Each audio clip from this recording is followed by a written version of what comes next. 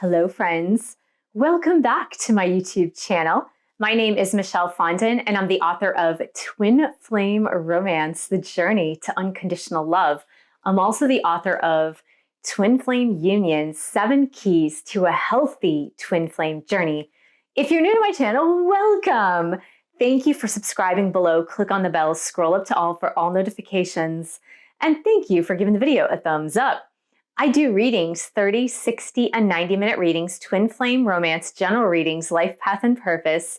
You can book them on my website, michellefondinauthor.com. Welcome to Divine Feminine Empowerment Guidance, where I guide you on a topic to help you to become more empowered as a divine feminine. And the topic for today is, can I maintain unconditional love for my divine masculine twin flame while still holding on to my personal power? So let's go ahead and explore this today. In my book, Twin Flame Romance, The Journey to Unconditional Love, I mention, and in other videos as well, I mentioned that unconditional love does not mean unconditional acceptance of bad behavior. And this is true. Let me illustrate for you. If you have a toddler and that toddler gets really angry and throws a temper tantrum because you just told them that they can't have a cookie before dinner, that toddler might kick and scream and kick you and hit you and say, "Mommy, Daddy, I hate you." And you still love your child unconditionally, even if they're doing that to you, but you're not going to accept that type of behavior. So you might put the child in a timeout or send them to their room to read some books before supper. But you're not going to allow them to infringe upon your boundaries as far as hurting you physically or emotionally. So you're just going to toe the line and say, "Look, kid, I love you, but we're not going to accept this type of behavior." Now, I'd like you to think about someone who you love unconditionally. It could be your divine masculine twin flame, or it could be another person. So just think to that person right now and put that person in your heart space. Just think about that person and bring that person to your mind's eye. Who is that person for you? Who do you love unconditionally? Now, it may not even be that you love them unconditionally, because unconditional love for humans is really, really hard. It's hard to love unconditionally. It's not in our nature to love unconditionally. It's in our nature to love conditionally because we have a lot of self-preservation. But if you have this person in mind, just think about what you would do for them. Think about how you would love them, and think about how you would treat them, even if they don't treat you right. Just think about that. Would you still maintain your boundaries? Would you still maintain a physical distance if they were trying to harm you, but you still love them unconditionally? What would you do?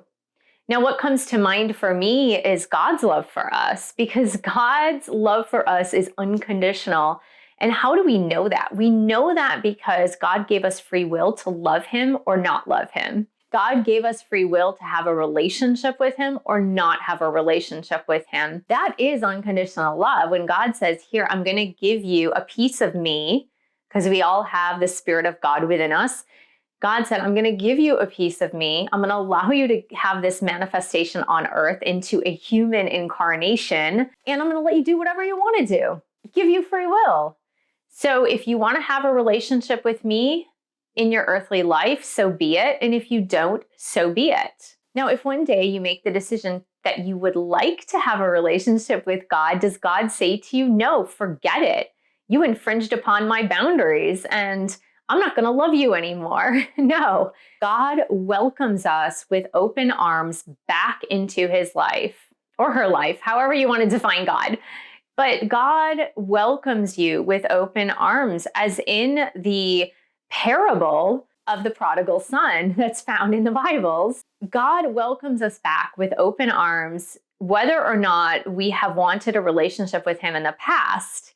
And that is what unconditional love is. It's not allowing the person you love unconditionally to treat you however they want to treat you when they're set in their ego ways or they're set in their emotions, but it's about loving them no matter what happens, even if you have to keep your distance from them while they're still figuring out their life. So just know that as a divine feminine, you don't have to stop loving your divine masculine unconditionally, or anybody else in your life that you love unconditionally. You don't have to stop loving them just because they're not doing what you want, or if they've treated you in a certain way in the past, because the very definition of unconditional love is to love without conditions. What does that mean? They can treat you great, they can treat you poorly, they can spit on you, or they can give you a diamond ring. It doesn't matter. Your love for them is never failing, is never ending. And I do believe that God awoke us as twin flames or spiritual beings that are fully awake. God awoke us to help us understand firsthand what it means to love unconditionally.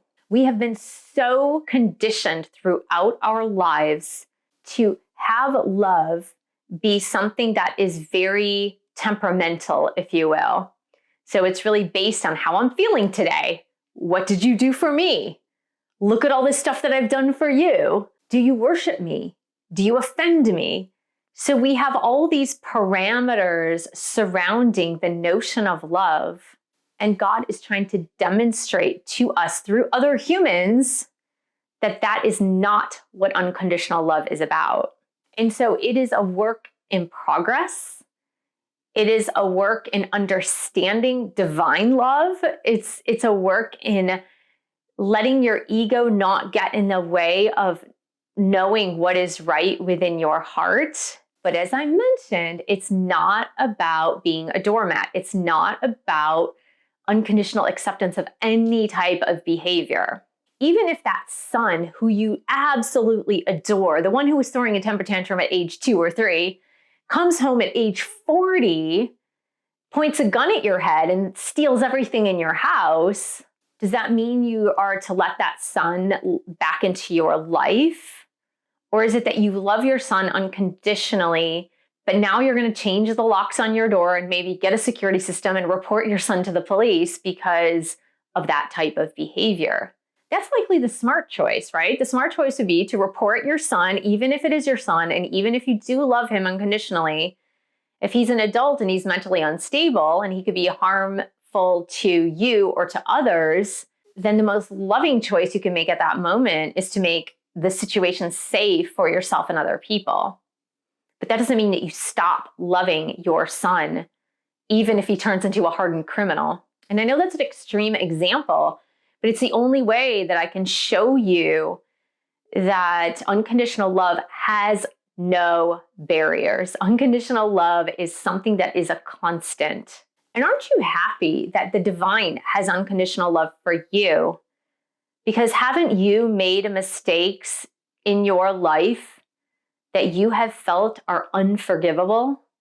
Has there been a moment where you lied, you cheated, you didn't tell the truth about something that was really serious, that you broke up a relationship that later you regretted, that you hurt somebody's feelings by saying something to them that you didn't mean? So don't you wish that other people could have the unconditional love for you that your Creator has for you? And when you humble yourself to that notion that unconditional love is not about the other person's behavior, and it's not about letting yourself be treated in any which way the other person wants to treat you, but that it is about holding that space of love for those that you extend that unconditional love toward, holding that space as a constant. Holding that space is something that you never take away, because it's about learning what unconditional love is through that experience. And I know it's hard. It really is difficult, because when you have your twin flame, for example, and I have so many clients who have this dilemma where they have pushed away their twin flame because of inappropriate behavior, or the fact that their twin flame is involved with somebody else and they feel that it's crossing moral lines. They've pushed away their twin flame and they're very confused because they're saying to themselves, well, I love my twin flame unconditionally as I feel it inside of me, but now I've created this behavior that is pushing my twin flame away. And I feel guilty for shutting my twin flame out. I feel sad for shutting this person out. Know that you can even love someone from afar. Know that you can even love someone while setting up healthy boundaries. And that is okay. But what's not okay, and hear me out, this is the most important part of this video. What is not okay is holding on to the grudge, holding on to the burden, holding on to anger, frustration, judgment toward that other person, even if you've set a healthy boundary. That is not okay. Those are feelings that you need to work through. So if you've put up a healthy boundary and said, no, I will not be treated this way, or no, you may not come toward me with that kind of behavior or energy, and you harbor those negative feelings are yours, and they're yours to be worked through. They don't belong to your twin flame or the other person, and it is your issue if you are still holding that boundary or still holding those walls up, even if the other person comes forward with an authentic apology with changed behavior. Listen to me here. Authentic apology with changed behavior. So if you're still holding anger, frustration, blame, judgment, even if the person you love unconditionally comes towards you with authentic apology, changed behavior, then those are your issues to work through. I hope that helps you to differentiate between loving someone unconditionally and accepting behavior unconditionally. They're two different things. So I hope this was helpful, Divine Feminine. Thank you so much for joining me. Thank you for subscribing to my channel below. Click on the bell, scroll up to all for all notifications. And thank you for giving the video a thumbs up. Thank you for sharing this video with other Divine Feminine twin flames. And thank you so much for your support of my YouTube channel. You can buy a book or 2 or 3. You can join one of my twin flame boot camps or my meditation course. You can also book a reading with me, and I will see you in the next video.